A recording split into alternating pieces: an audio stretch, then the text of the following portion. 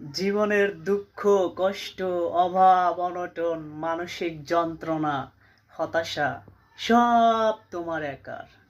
আর এই সমস্ত কিছু পাশ কাটিয়ে একবার যদি তুমি সফলতার দেখা পাও, একবার যদি তুমি টাকাওয়ালা হতে পারো, সেই টাকা পয়সার মালিক যেন তোমার আত্মীয় স্বজন, বন্ধু বান্ধব, পাড়া প্রতিবেশী, এলাকাবাসী সবাই, মানে সবার সাথে সেই টাকা পয়সা ভাগাভাগি করে খেতে হবে। আর যদি তুমি এটা না করো, তাহলে তুমি বদলে গেছো, তুমি পাল্টে গেছো, তুমি টাকাওয়ালা হয়ে আর আগের মতো নাই। বাহ, কি সুন্দর সিস্টেম, তাই না?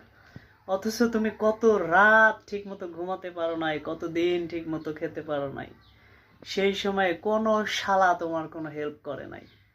আর এখন তোমার টাকা পয়সার মালিক সবাই, তোমার ভালো সময় সবার সাথে শেয়ার করতে হবে। বাহ বাবা বাহ, কি সুন্দর সিস্টেম, তাই না? আই ফাক দিস সিস্টেম।